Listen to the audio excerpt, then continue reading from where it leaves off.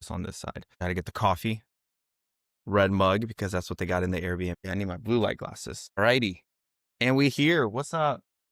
No, it's not the most convenient of time for everybody to be on live, but this is the most convenient of time for me.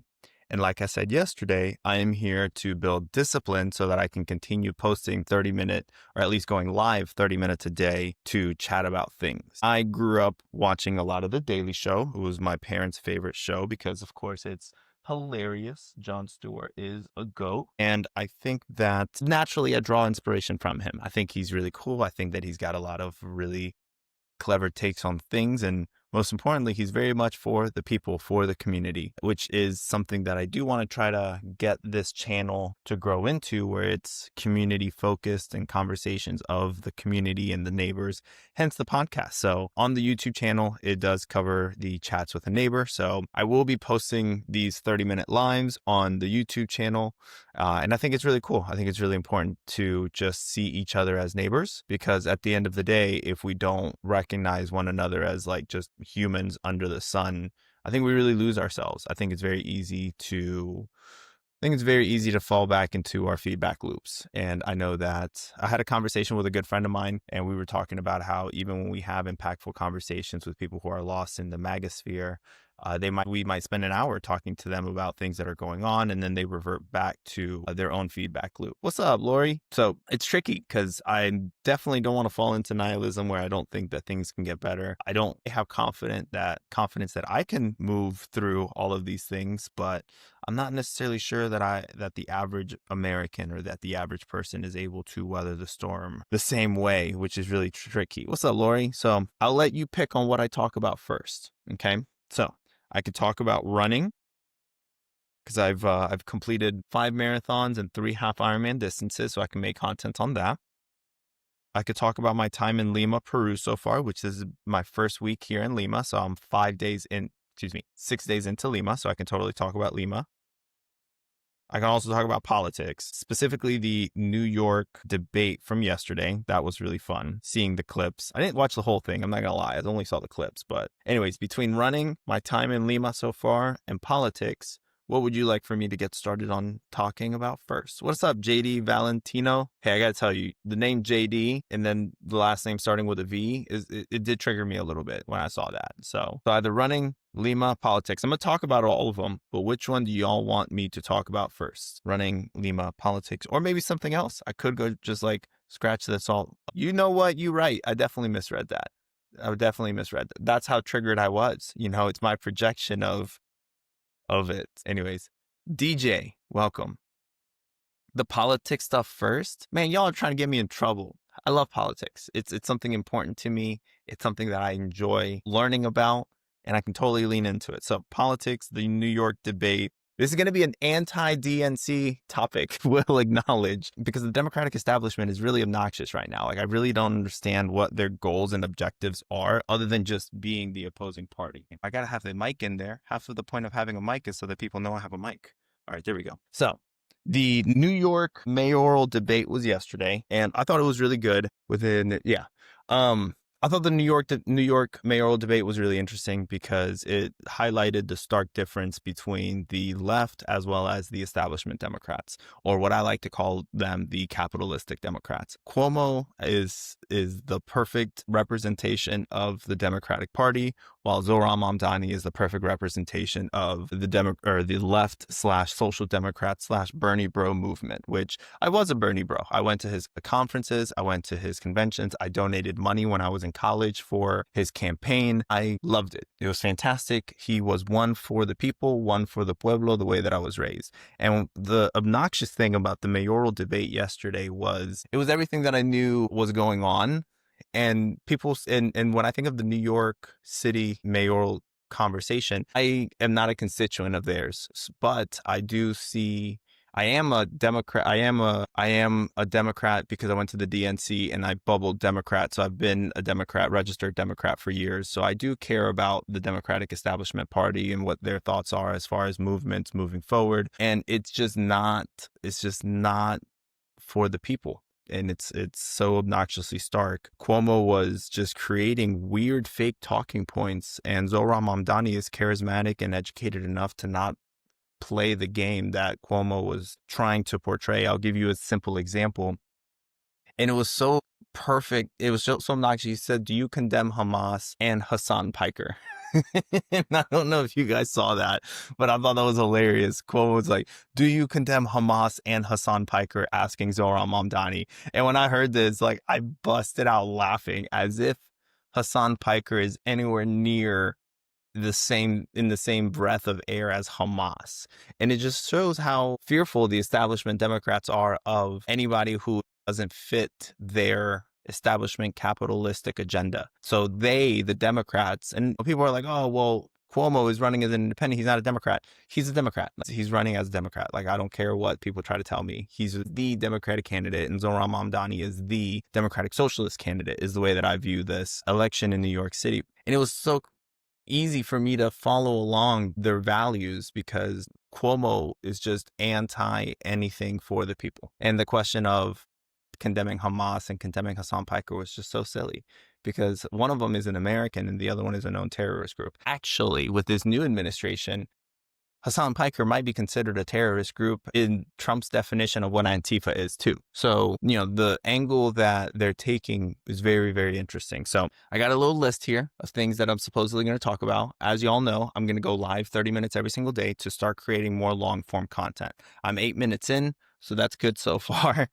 So that's my opinion on the New York debate and the state of the Democrats and the state of the left right now. To put them in the same sentence was comical, just like such out of touch. Or maybe he knows exactly what he's doing. That's what I actually believe. I think Cuomo knows exactly what he's doing, and he's pandering to the billionaires who are voting for him and giving him money to continue his campaign. Bernie Sanders was on a podcast with, I think, Trevor Noah not that long ago, which I definitely encourage all of you guys to watch because I thought it was helpful and just a tall glass of water in these times. And Bernie Sanders talked about how I've known this before, and he mentioned that a great step forward, I thought he was going to say, was overturning Citizens United, the decision for Citizens United, where corporations have a right to give an unlimited amount of money to the candidates. But Bernie said that public campaigns is the first thing when he thinks about fighting corruption and oligarchy. He says having publicly funded campaigns would be the first step, which I thought that was really, really good. What up, Lucina? Thank you for catching a live. I do plan on having these scheduled and more organized, but right now I'm in the process of building my consistency. So my goal is 30 minutes a day going live every single day, loose on the weekend. So 30 minutes a day on the weekdays, hopefully on the weekends, going live and talking about things that I've got here listed here. Yes, fire away. I fire away your questions. But Bernie Sanders is talking about publicly funded campaigns. And I think publicly funded campaigns is really, really important. Because if somebody knows how much money they're able to put into their campaign funding contribution, there's a cap to it, just like there are in sports. There's a salary cap to how much you can pay. The New York Yankees can't just throw money at the ball players to beat, the Tampa Bay Rays or any other market out there. And it's really important also in campaigns where if there's a cap of how much money somebody can put in, when you charge me yet, why? I don't know. I'll figure that out. I appreciate that, by the way. I've got something for you as a sign of thank you. I don't want to accept donations. That's the other thing. I'll touch on that in a little bit. I don't want to accept donations. I appreciate you doing that. I'd rather sell you something. So if you didn't get charged for the donation you sent me, that's cool because I would rather sell you something to bring you value, if that makes sense. I'm a salesperson, so that's just kind of how I go about it. So I also have a Substack. If you guys aren't subscribed to my Substack, please subscribe. I send out my monthly cacao and comments on Substacks. Looking forward to chatting. Love hearing your take on things. Thank you very much. I have in my opinion, a unique take on things. So Bernie Sanders. So I've started reevaluating my first priority when it comes to political alignment. I used to say that the most important thing before anything else is Citizens United. And then hearing Bernie Sanders talk about how the first thing would actually be publicly funded campaigns, I think I like that. Like I was dipping my toe in a socialistic idea of getting money out of politics. And Bernie Sanders is saying, actually, let's have publicly funded campaigns. So I'm definitely going to learn a little bit more about it. I've known it before, but I think it's definitely my first priority is going to shift a little bit when I think of like what I would like to see America as. And I think publicly funded campaigns, I'm going to start toting that flag. I used to say Citizens United needs to go away, but that's just a band-aid to the rot. The real solution is publicly funded campaigns. So I thought that was really interesting. So we're at the 12-minute mark of my 30-minute live. So that means I'm done with politics. So no more politics talk for this chat. Two things that I could talk about and I planned on talking about is running and my time here in Lima / my digital nomad travels. Between those two, between running combos and my travels, which is the next topic y'all would like for me to touch on? It's either running or my travels. So let me know. So by the way, I'm going to give you a heads up that I'm done talking about politics so that you guys can move to the next topic or go to the next content creator that you want to follow. Because some of you guys might follow my politics stuff and I definitely want to feed your appetite of politics. But there's also things that I want to talk about like running and my travels. So if you're cool with politics or if you're like, all right, I got my politics fill, go to the next thing. Or you can also go to the next content creator. I don't want to take up your time on this live just to be here. I appreciate you being here, but I want to sell you something. Travels. Let's talk about travels. Love it. So, and I also have my camera here and a camera here. So you're on the live, but here's where I'm actually like recording the Veci's journals, the long form content that I will post on YouTube and probably on TikTok too. These are like 20-minute long, like 15 to 20-minute recordings. But anyways, travel talk. Time to go into the travel. So I'm a digital nomad. I know that's a scary word. Gentrifier. There's a lot of terms that you could call it. Okay. Which I will lean in on the duality of being a digital nomad, but I'm going to go about the pros and why I love it. After talking about the positives of it, then I'm going to address some of the criticisms that do exist.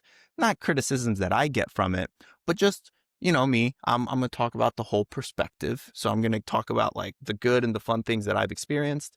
And I'm also going to acknowledge some of the negatives that exist in the term digital nomad. Okay, so first and foremost, what is a digital nomad? I work remote. I have a silly little tech job that I clack away. It's work from home. Once a quarter, I do travel for work and I do make sure that I'm in North Carolina to be able to travel to that. But for the most part, I have a VPN and I work from home. That does mean that I'm able to travel freely for the most part wherever I want to go. So as a digital nomad, I live out of suitcases. Right now, literally, I've got the setup on my suitcases and I live out of Airbnbs. If you book an Airbnb for 30 days or more, they give you a really good discount. So the objective that I have is to keep my monthly Airbnb costs the same or less as what my costs were if I were to settle down somewhere and pay rent. Can't really buy a house and I don't really see value in sacrificing for a house right now. So my budget, I'll cover the budget later. But anyway, so I'm able to book it for a month or 2 months at a time. So I've been able to travel to different cities and different countries for that amount of time and see family and cousins that I haven't seen in a very long time. And I call this also slow traveling as a perk of being a digital nomad because I get an opportunity to stack my experiences and build upon some of the things that I've seen. And then I get an opportunity to like actually be in the communities. The easiest way that I think about it is I am bored in places that I am in because I live here. I'm not vacationing here. I'm not even necessarily traveling here. I'm living here for 2 months at a time. The traffic isn't just going to bother me for a weekend. It's going to bother me for months. The climate is something that I get a chance to see good weather days, bad weather days, amazing weather days, and then days that are just boring. So I really do live and I have a slow traveling experience here in wherever I travel. So right now I'm in Lima, Peru. I've been here since Saturday of last week. So this is literally my first week in Lima, Peru. There is a religious festival going on this weekend called, I might butcher it, but I think it's called Señor de los Milagros, which is a Catholic religious celebration, which is really exciting. So I'm going to be attending that. I was baptized and I grew up somewhat Catholic, but not really all that practicing. What's up, Kevin? I'm talking travel right now. So if you have travel questions, feel free to ask that. So great pronunciation. Thank you very much. I do try to practice my Spanish as much as possible. So the Señora de los Milagros is this weekend, and I'm going to go to festivals. I'm going to share in the environment just like the local Peruvian limeños do, which is also another thing that I love about traveling and slow traveling, because I see a boring weekend in Lima, and then I see a very exciting weekend in Lima, and then I see another boring weekend in Lima. I do my laundry here in Peru. I go out to eat in Peru. I do my grocery shopping also. That's the other thing about being a digital nomad / slow traveler is I exist in this space for 2 months, which is also really funny because I made a TikTok about, should I go out to get coffee every single day or should I just make coffee at home? But the context also is I live here. So if I go out to get coffee every single day, that's for 2 months. That's a lot of coffee. That's a lot of money. And I make some money, but I'm not trying to spend it all on coffee. Don't get me wrong. This is the coffee capital of the world. But anyway, so I'm here in Lima. I've been doing this digital nomad thing now for 3 years. So I've been living out of suitcases and living out of Airbnbs now for the past 3 years. A lot of the time, half of the year, what's up? Good morning. Interesting, ... Thank you for being here. I'm talking about travel. So I've been doing digital nomad thing for about 3 years now, and I absolutely love it. I've been able to save some money because when I'm back home in Ecuador, or I'm able to travel to Mexico, Rico, Buenos Aires, and also within the United States, because it's a big country, there's places that I want to visit and things that I want to see and museums that I want to go to. So I also spent 2 months in Washington, D.C., a month and a half in New York City. I spent a lot of time in Chicago. Summertime shy, nothing better. I love summertime shy. And I've been doing that for three summers now in Chicago. So anyways, so that's digital nomadisms. I love it. It's great. I've actually found myself saving a lot of money too, because I'm going for the average of the year. So when I'm in Chicago for a summertime, I pay a premium because it's short-term rent for the summertime in downtown Chicago. I was in the Loop, just south of Wacker, if you know anything about Chicago. So like I was right there, which is great. And I've been able to save money because when I spend more money in the summers in Chicago, but when I'm back down in Lima, Peru, or when I'm in Buenos Aires, or honestly anywhere in Latin America, the dollar does travel farther. So I am able to get like a really nice 2-bedroom Airbnb apartment, like skyrise, floor to ceiling windows for like $1,000 in Quito, Ecuador, which is the second part that I was going to mention about being a digital nomad. And the negatives of being before I get into that, the other positive I do want to address is my cultural connection to Latin America. I don't go to Europe. I have gone to Europe. I've been to Paris and I've been to Munich, Germany, but no me llama la atención. I don't really, if I'm making decent money and I'm able to make money from anywhere in the world, I can also spend that money anywhere in the world also. You find it as a responsibility that if I'm going to live somewhere, I'm going to not want to spend that money in Europe. I'd rather spend that in Latin America. That's the attitude that I have. Like if I'm going to go get coffee every day or majority of the time, I don't want to go to Europe. They robbed us of our gold enough. I don't need to give them any more money. I'd rather go to Ecuador, Peru, Lima, Buenos Aires, Argentina, Puerto Rico, all these different areas to spend my money. And it's also culturally refreshing because I get an opportunity to work on my Spanish, porque si hablo español. Español es mi primer idioma, mi mamá es ecuatoriana y la mitad de mi familia todavía vive en Ecuador. Entonces, cuando me flojo la lengua, me siento más cómodo con mi cultura, me siento más cerca en eso. So that's really cool. I love being in the Spanish-speaking countries because I can feel closer to how I was raised. My first language was Spanish up to the age of 9, and then I moved to the United States. So I get an opportunity to be closer to that culture of it, which I think is really, really, really, really important. Straight to the source. That's exactly right. I'm here. Well, I'm next to the source. Peru is right next to Ecuador, but the indigenous people were the same people in the Andes, the Quechua language, blah, blah, blah. Anyways. Those are all of the positives that I have found of being a digital nomad for the past 3 years. Now, I can't ignore the culture, the social economic impact that I have in the communities that I visit. San Juan and Mexico City, on the walls in the neighborhoods that I was staying in, they had spray painted "Gringo Go Home." In Puerto Rico, there was somewhere spray painted "Kill a Gringo." That exists. That's the real world. I'm not going to not address it. That is very real. People are being displaced by me and others like me. I recognize the economic disparity that me traveling to these places, making US dollars in income, but not paying taxes in these areas. I understand that point. I see it, I get it, and I'm not ignoring it, but I'm choosing to not agree with it 100%. I agree with it 80%. I agree with the point of gringo go home. 80% of the point that they're making, I agree with. The thing that's a little bit tricky is the reason I can't buy a house in North Carolina. Hola, buenos dias, sweet and salty. The reason I can't buy a house in North Carolina, I mean, I could if I wanted to be house poor, but it doesn't make sense for me. But the reason I can't buy a home in North Carolina is because the people from New York and California were buying a bunch of homes in the city that I'm in North Carolina. So now me as a healthy income earner can't create economic independence in the town and cities that I'm in. I have to move. I'm not crying about it, but it's a very real scenario where I'm not necessarily able to do the things in North Carolina the way I historically would have been able to. And there's that issue that definitely exists. So what happens is if I were to move permanently elsewhere, I would still be displacing people. That's just how it is.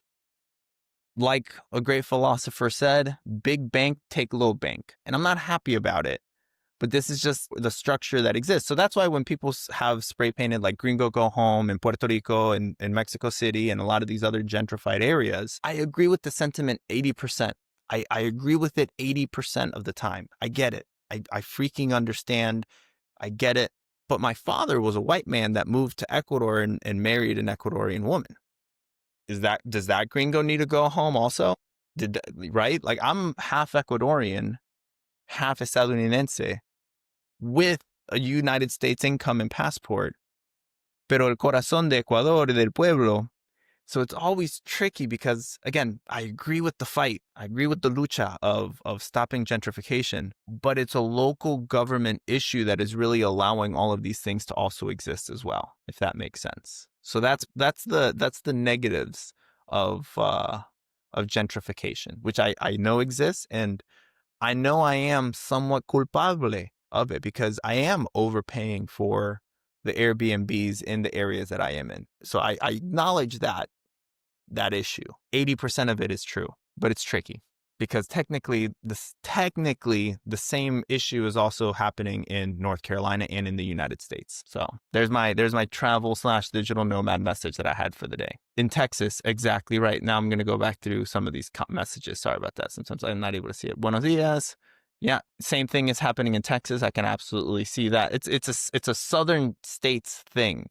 And people say it's because taxes are less in these areas. That's not true. Yeah, that is true. It is a small point of why people are coming to the South, but it's also because the cost of living is so much cheaper because there is no economic opportunity in these areas the same way there are in New York and in California and some of these other areas. Lots of transplants in the world. And that's the other thing. Like, we're fucking humans. Okay, you know what we have done as a species our entire life? We've migrated. We are a migrating kind of species. Like, that's just how we've always been. Sometimes it's because people are migrating for a better opportunity. Sometimes it's because people are migrating because they can't find opportunities in the places that they are. Or people are migrating because of disasters, politicians, violence. Like, we all migrate. Like, the reasons for migrating are different. My reason for migrating is it's cheaper elsewhere. And the United States isn't really a place where if I do want to build a family, it doesn't make sense for me to try to build it with the American values as I know them. I am a dual citizen. I can go anywhere in the world, basically.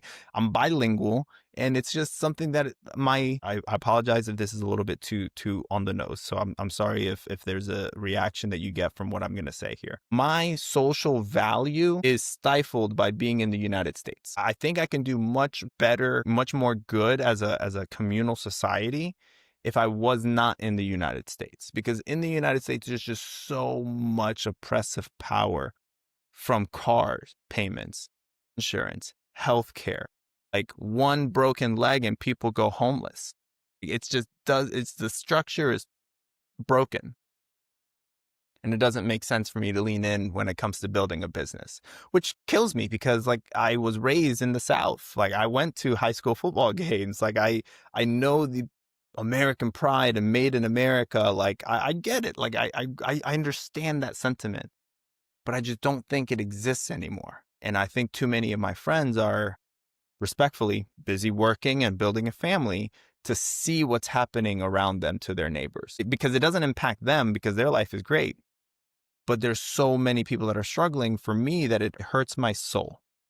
It hurts my soul, which you might be like, well, people are struggling in Ecuador and Lima too. That's absolutely correct. But it just feels different in the United States, especially being the wealthiest country in the history of the universe. And that struggle still exists. So I just feel like my soul is more comfortable not in the United States. But I'm not going to give up that US salary. I've worked too hard to be a good salesman to not at least make dollars from these companies. Yeah, they want us to be hamsters in a wheel. It's like that Rick and Morty episode where we're just creating new worlds and societies within our worlds and societies to power a car engine. The United States just wants more babies, more reproduction, more breeding so that they can keep getting workers. Okay, you know what? I'm a lean in on, I didn't even get to my running topic because I'm learning. This is my second time going live. I'm learning that 30 minutes is really only for 2 topics because I didn't get into my running content, but that's fine. But the mission was 30 minutes. And officially we hit 30 minutes on the chat. So that's exciting. I will be getting these more scheduled so that I know that people want to join and people want to engage and talk to me and ask me questions. And I want to answer your questions too. Like, that's the point of Veci DelMundo. The brand that I'm trying to grow is Veci DelMundo, the virtual neighbor. And people should chat with their neighbor. Like, people should talk with their neighbors and talk about things that are going on in their life. But here's the thing. I don't want this to just be a one-way content creation journey. I don't want to just create this content and put it out into the universe and people consume. Don't get me wrong. I appreciate you being here. Thank you very much. But I also want to hear from you. Like, that's the other aspect. If you want to be heard, by the way, like, if you don't want to engage, if you don't want to actually be involved, that's cool. I don't want to pressure you into being involved. If you don't want to be involved, that's cool. I love all of you guys all the same. But when I build Veci DelMundo, when I'm building the brand, it's communal. It's neighborisms. It's we're all humans. We're all existing. I'm going to be wrong at least 20% of the time, but you and I are going to find similarities in 80% of the content that I put out. For example, a fundamental value that I have that I've been posting since day one is, if you're my neighbor, I want 4 things for every single human being in the world. And if you're a human, you're my neighbor. If you're an AI bot on social media, you're not my neighbor. You're not a real human. I don't take you seriously. But if you're a real human, there's 4 things that I want for you. I want you to have food, water, shelter, and healthcare. That's it. If you're down with that, you agree with me 80% of the time. Like, if you're down with every single fucking human having food, water, shelter, and healthcare, we're neighbors. You're my neighbor. We're neighbors. Like, that's what I want for everybody. Even the person I hate, even JD Vance should have food, water, shelter, and healthcare. Even the Heritage Foundation, I know, crazy, I'm leaning in on this topic, right? Even the Heritage Foundation should have food, water, shelter, and healthcare, especially the healthcare part. Why? Because their daughters and sons will probably need a therapist growing up with fucking crazy people in their house like that. So anyways, thank you very much for joining the live. I will have these more structured. I will have these more scheduled so that people can join and people can engage, because I want that too. I've got things that I want to talk about and I will talk about because this is my channel, but it's our conversation, because I know that these are conversations that you guys are also having for the most part. And I think that if we just listen to one another more and see one another as neighbors, the world would be a better place. So that's what I'm thinking, at least. Anyways, thank you for joining. And I will be posting this on TikTok throughout the day. So just be ready for it. Also, last final plugs. Follow me on YouTube, because I will also be putting more podcasts. I've got 2 already scheduled for next week. The YouTube channel is called Chats with a Neighbor. So, and also, if you just search Veci DelMundo on YouTube, you'll find it. My Substack as well. I put out cacao and comments on a monthly basis. So I put out like a monthly newsletter on my Substack. So please subscribe to the Substack. So it's YouTube, Substack, and you guys are already on TikTok, obvio. But Instagram, I will be converting my Instagram page to the chocolate Instagram page. So if you want to do that, you can definitely do that. Honestly, I need to figure out how to pronounce your name because I see your TikToks often. I know you share me some stuff. I apologize. I'm not always able to join, but I'm gonna be better about it. So, anyways, feel free to join on the other social medias. And that is my 30 minutes of live for the day. Enjoy, y'all.